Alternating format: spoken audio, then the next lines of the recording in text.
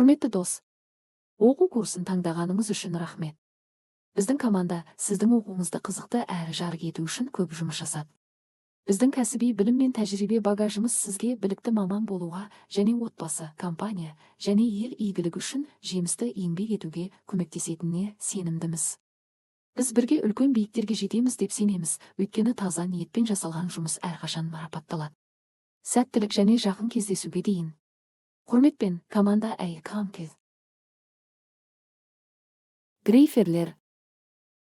Грейфер екі жақтаулы немесе көп жақтаулы шөміш, сыпқыл материалдарды, ірі кесекті жүктерді және дөңгелек ағаштарды тасымалдауға арналған. Грейферлер құрылымы мен жетек түріне қарай ажыратылады. Бір құрылымына қарай, екі жақтаулы, сыпқыл жүктер үшін көп жақтаулы, ірі кесекті жүктер мен металл сынықтары үшін 3 және 4 тісті дөңгелек ағаштарды тасымалдауға арналған екі. Жетек түріне қарай, арқанды моторлы арқанды грейферлер бір арқанды және екі арқанды болып бөлінеді. Екі арқанды, үлкен көлемдегі сыпқыл жүктер үшін бір арқанды, аз көлемдегі сыпқыл жүктер үшін қармау құрылғысы арқылы бекітіледі. Әр грейферде өндіруші зауыттың атауы, нөмірі, көлемі, өзіндік массасы, қандай материалға арналғаны және ең жоғары рұқсат етілген жүктеме көрсетілген тақтайша болуы тиіс. Егер тақтайша жоғалса, ол қалпына келтірілуі керек. Грейфердің жүкті қосалғандағы массасы кранның жүк көтергіштігінен аспауы қажет. Кран жолы козловой крандар үшін рельстік жол арнайы дайындалған жер төсеміне су ағызатын арналармен бірге төселеді. Кран жолы балласт қабатынан призма 2, ағаш немесе темір-бетон шпалдардан 3 және рельстер ағаш шпалдарға костылдермен немесе шуруптармен, ал темір-бетон шпалдарға болттар мен гайкалар арқылы бекітіледі. Рельстер түйіскен жерлерде арнайы жалғау тақтайшалармен жеті біріктіріледі. Кранның рельстен шығып кетуін болдырмау үшін жолдың шеткі бөліктерінде түпкілікті аялдамалар 6 орнатылады. Олардың алдында кранның қозғалу механизмін автоматты түрде тоқтатуға арналған ажыратқыш линейкалар 5 бекітіледі. Кран жолының ақаулары болған жағдайда жұмыс істеуге тыйым салынады. Рельстердегі жарықтар немесе сынықтар бекіту элементтерінің болмауы, бұзылуы немесе толық емес жиынтығы, ағаш шпалдардағы жарықтар, сынулар немесе жүру белгілері, темір-бетон шпалдардағы үздіксіз айнала жарықтар немесе арматураның ашылуы, түпкілікті аялдамалардың болмауы немесе істен шығуы. Кран жолының дұрыс жерге тұйықталмауы. Қорғаныс жерге тұйықтау бұл электр қондырғысының корпусын жерге қосу құрылғысымен әдейі қосу. Жерге тұйықтау қызмет көрсетуші персоналды қорғау үшін қажет, өйткені электр қондырғысының оқшаулауы бұзылған жағдайда оның корпусы кернеу астында қалуы мүмкін. Адам денесінің электрлік кедергісі 4 кемінде 1000 Ом, ал жерге тұйықтаудың электрлік кедергісі 3-4 Омнан аспауы тиіс.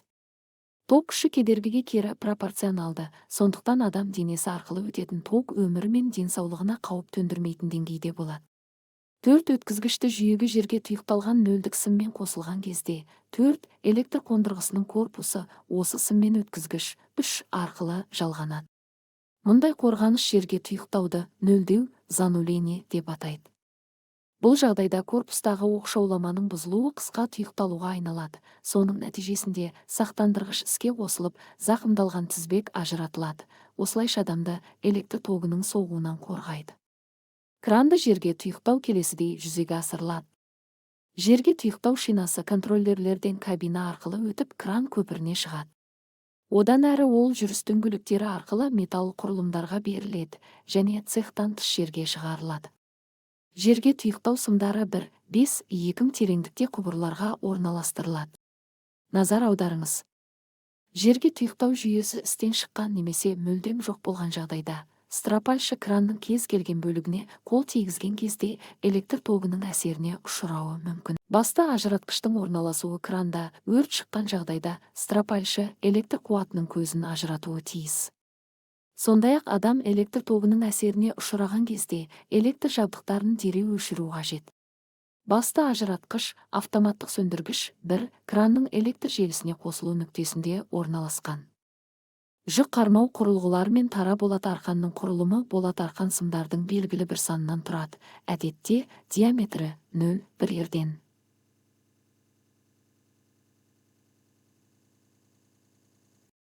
Жіптер айналасында оралған майлауға малынған органикалық өзек арқан түзеді. Ядро тозуды азайту үшін майлау қоймасы ретінде қызмет етеді. Сымдар мен оларды коррозиядан қорғау арқан береді. Серпімділік жіптердің ортасына түсуіне жол бермейді. Арқанның дизайны келесідей шешіледі. Мысалы, ГОСТ 2688-86-19 конструкциясының ЛКР типті қосарланған арқаны. Қабаттар арасындағы сымдарды түрту, ылк және диаметр бойынша әртүрлі.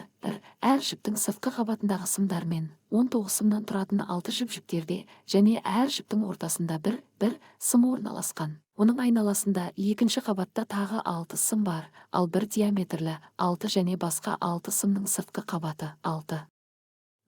Ортасында арқанның бір органикалық өзегі бар. Негізгі материалға сәйкес органикалық арқандар ажыратылады табиғи немесе синтетикалық талшықтардан және металл 5 өзек. Крандарда қолданылады. Майлауға малынған органикалық өзегі бар арқандар материалмен. Мұндай арқан берік, өйткені арқасында өзектен сығылған майлау материалы сымдар мен жіптер арасындағы үйкеліс азаяды. Металл өзегі бар арқандар қаттырақ. Қолданылады. Ыстық өндіріс. Арқандардың құрылымдары пірәктер мен арқанның өрілу бағытының үйлесіміне қарай. Бір бағытта өрілген арқан. Пірәктердегі сымдар мен арқанның өзі бірдей бағытта өрілген. Айқас өрімді арқан. Пірәктердің өрілу бағыты арқанның жалпы өрілу бағытына қарама-қарсы. Айқас өрімді арқанның сыртқы сымдары оның осіне параллель орналасады. Бір бағытта өрілген арқанда сымдар осіне бұрышпен орналасады. Қолданылуы мен қасиеттері. Бір бағытта өрілген арқандар икемдірек, бірақ жүктеме кезінде тарқатылуға бейім. Айқас өрімді арқандар қаттырақ, бірақ жүктеме кезінде тарқатылмайды. Сондықтан олар кран механизмдерінде және строп дайындауда қолданылады. Арнайы тарқатылмайтын арқандар да бар. Олар ерекше өріммен жасалады. Болат арқанның шартты белгісі.